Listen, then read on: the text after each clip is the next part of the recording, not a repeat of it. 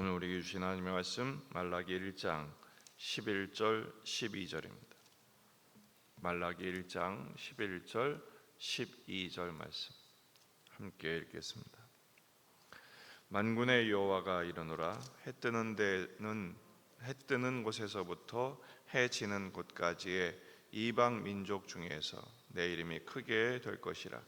각 처에서 내 이름을 위하여 분향하며 깨끗한 제물을 드리리니 이는 내 이름이 이방 민족 중에서 크게 될 것임이니라.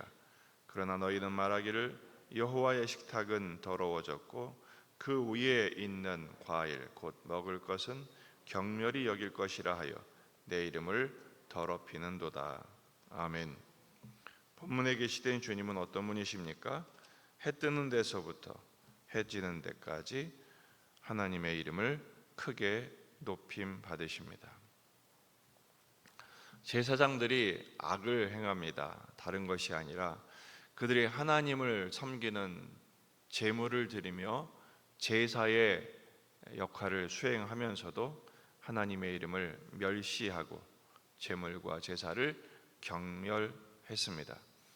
그래서 하나님이 선언하시죠. 너희들의 제물 하나도 받지 않겠다, 이렇게 말씀하세요. 그런데 오늘 본문에서는 해 뜨는 곳에서부터 해 지는 곳까지의 이방 민족 중에서 내 이름이 크게 될 것이라. 각 처에서 내 이름을 위하여 분향하며 깨끗한 제물을 드리리니 이는 내 이름이 이방 민족 중에서 크게 될 것이기 때문이다 라고 말씀을 하십니다. 각 처에서 이방 모든 곳을 말하죠. 거기에서 깨끗한 제물을 드린다. 예루살렘 성전에서 제물을 경멸하고 부정한 제물을 드렸던 것과는 완전히 대비되는 온전한 제사가 이방에서, 열방에서 일어날 것을 말씀하고 계십니다. 그러나 너희는, 이렇게 말씀하시죠. 12절, 그러나 너희는 말하기를 여호와의 식탁은 더러워졌고 그 위에 있는 과일 곧 먹을 것은 경멸히 여길 것이라 하여 내 이름을 더럽혔다. 하나님의 식탁이 더러워졌습니다. 그 식탁에 있는 과일, 먹을 것을 경멸히 여겼습니다. 바로 하나님의 성전에서 일어난 일들에 대한 폭로입니다. 사무엘상 2장 17절, 이 소년들의 죄가 여호와 앞에 심히 크면 그들이 여호와의 제사를 멸시함이었더라. 엘리의 두 아들 홈니와 비느하스가 했던 일들이죠. 하나님에 대하여 무지했고 하나님의 제사를 멸시했습니다. 자신들의 탐욕을 이루는 도구로만 사용한 것이죠. 그래서 하나님이 선포하십니다. 사무엘상 2장 30절, 그러므로 이스라엘의 하나님 나 여호와가 말하노라. 내가 전에 내 집과 내 조상의 집이 내 앞에 영원히 행하리라 하였으나 이제 나 여호와가 말하노니 결단코 그렇게 하지 아니하리라. 나를 존중히 여기는 자를 내가 존중히 여기고 나를 멸시하는 자를 내가 경멸하리라. 그래서 이스라엘은 하나님의 심판을 피할 수 없었던 것입니다. 이렇게 이스라엘은 예배에 실패했음에도 불구하고 모든 이방 민족이 예배자로, 하나님이 찾으시는 예배자로 일어서는 일이 어떻게 일어나게 됐을까? 그것은 바로 선교하시는 하나님의 결실입니다. 해 뜨는 곳에서부터 해 지는 곳까지 유명한 찬송이 있죠. 그리고 말라기에서 가장 유명한 구절 중에 하나입니다. 내 이름이 크게 될 것이다. 이스라엘의 실패를 지적하는 것에서 멈추지 않고 말라기는 바로 하나님의 선교의 비전이 이렇게 성취될 것을 선포하십니다. 깨끗한 제물과 분향으로 하나님이 받으심직한 예배를 드리는 일이 이렇게 일어날 것이다. 하나님은 이스라엘만의 하나님이 아니라 온 열방 모든 민족의 하나님도 되시는 것입니다. 어떻게 깨끗한 제물로, 예루살렘 성전에서 실패했던 이 부정한 제물, 하나님의 이름을 경멸했던 제사를 드렸는데 어떻게 저 이방에서는 하나님을 알고 하나님께 깨끗한 제물로 하나님의 이름을 높이는 예배를 드릴 수 있었을까? 그것은 바로 깨끗한 제물 대신 예수 그리스도의 자신의 화목제물 되어주시는 희생의 열매인 것입니다. 히브리서를 한참 묵상했죠. 바로 영원한 단번에 거룩한 제물이 되어주셔서 당신이 대제사장이시지만 자신을 희생하는 제물이 되심으로 거룩한 제물이 되시고 거룩한 성전이 되게 하시고 그를 믿는 모든 사람들은 거룩한 하나님의 백성을 삼으시는 것이죠. 한국교회도 그랬지만 부흥의 시대의 공통적인 특징은 세 가지입니다. 첫째는 죄에 대한 철저한 각성, 그리고 둘째는 그 죄에 대한 철저한 회개, 그리고 세 번째는 예배의 부흥이에요. 1907년 평양 대부흥도 그랬고 70년대, 80년대 한국교회 부흥의 가장 큰 변화는 뭡니까? 예배를 사모했어요. 부흥회를 하면 새벽, 아침 공부, 오후 공부, 저녁 집회까지 철야를 하면 그야말로 밤을 새고 그래도 피곤하지 않았어요. 그래도 집에 가는 분들의 표정은 행복하기 짝이 없었어요. 왜 그러죠? 예배를 사모하는 거예요. 요즘 어떻습니까? 설교 시간이 30분만 넘어가도 몸이 비틀비틀 꿈틀꿈틀하고 시간만 넘어가면 예배가 끝나지 않는데도 가는 분들이 적지 않아요. 왜 이렇게 설교가 길어?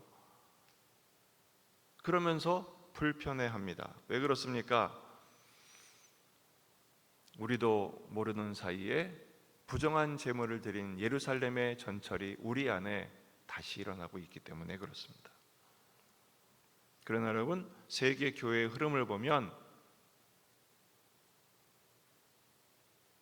교회가 시작됐던 곳은 이미 지기 시작했고 아프리카와 아시아와 이런 곳에는 지금 강력한 성령의 부흥의 물결이 일어나고 있어요. 예배를 더 드려달라고, 설교를 더 많이 해달라고. 예배가 끝났는데 가지를 않는 거예요. 왜 안 가냐고. 한 번 더 해달라고, 한 번 더 해달라고. 하루 종일 굶주리는 것은 문제가 되지 않는다. 잠을 못 자는 것은 문제가 되지 않는다. 내 영혼이 살아야 된다고. 그런 일들이 지금도 일어나고 있습니다. 한국 교회와 크게 대조되는 현상입니다. 주님이 우리에게 하나님의 선교에 대하여 선포하십니다. 그런데 여러분, 바로 이것 때문에 대한민국도 그 하나님을 예배하는 큰 기쁨을 맛봤던 대상 중에 하나입니다. 이제 우리에게 이것이 회복되어야 합니다. 예배를 사모하고 말씀을 사모하며 목숨을 걸고 예배하고, 네팔에 가면요, 그 선교지에 1시간 예배하기 위해서 4시간 걸어오는 사람들이 비일비재해요. 산골에 있는 사람들. 그 선교사님들이 목숨을 걸고 사역하는 거예요. 왜냐하면 그렇게 예배를 사모하는 사람들이 있으니까. 여러분, 우리의 예배를 한번 점검해 봐야, 우리의 선교를 한번 점검해 봐야 됩니다. 우리는 과연 어떤 마음으로 예배하는가? 그저 의무 방어전, 안 갈 수 없으니 어쩔 수 없이, 그게 아니죠. 하나님을 만나기 위해서 모든 것을 걸고 하나님을 만나는 기쁨과 감격 속에서 눈물의 예배를 버리고 예배를 드리고 마음을 열어 하나님을 영접하고 하나님을 만나는 그 은혜와 은총이 충만한 예배자들 되시기를 주의 이름으로 축원합니다. 나만 예배하는 것이 아니라 이 예배에 초대해야죠. 사도행전 1장 8절, 오직 성령이 너에게 임하시면 너희가 권능을 받고 예루살렘과 온 유대와 사마리아와 땅끝까지 이르러 내 증인이 되리라. 해 뜨는 곳에서부터 해 지는 데까지 복음의 증인이 될 때 그들이 이렇게 하나님을 이름을 높이는 예배자로 서게 되는 것입니다. 그렇게 될 때 창세기 12장 3절에 그 비전이 성취되는, 내가 너로 큰 민족을 이루고 내게 복을 주어 내 이름을 창대하게 하리니 너는 복이 될지라. 땅의 모든 족속이 너로 말미암아 복을 얻을 것이라. 우리를 축복의 근원으로 삼으시는 그 하나님의 은총, 우리가 먼저 예배에 성공하고 그 예배에 주님을 알지 못하는 사람들을 불러들여 그들을 입술로 하나님의 이름을 높이는 역사, 바로 우리 교회를 향한 주님의 기대요, 일상의 선교사로 보냄받은 우리를 향한 주님의 소망이기도 합니다. 이번 주일 예배를 어떻게 드리시겠습니까? 깨끗한 제물과 성결한, 그리고 주님을 향한 뜨거운 사랑의 마음으로 하나님을 바라보는 예배자가 되시고, 예수님 하나님의 이 선교의 열정, 하나님의 마음으로 일상의 삶 속에서 오늘도 예수님의 이름을 드러내며 그 복음의 능력을 누릴 뿐 아니라 증거하는 일에 우리의 마음을 골몰할 수 있는, 몰두할 수 있는 저와 여러분의 삶이 되기를 주의 이름으로 축원합니다. 기도하시겠습니다. 말씀을 붙들고 우리 자신과 가정과 교회와 지역의 복음화, 민족의 복음화, 세계 복음화를 위해서, 환우들, 군인 아들들, 수험생들을 위해서, 청년부 수련회는 오늘부터 시작이 됩니다. 그리고 내일, 주일은 유치부 성경학교, 모든 일정들을 주님께 맡겨드리면서 여러분 가져온 기도 제목들 오늘 저녁 금요 기도를 위해서 다 같이 기도하시겠습니다.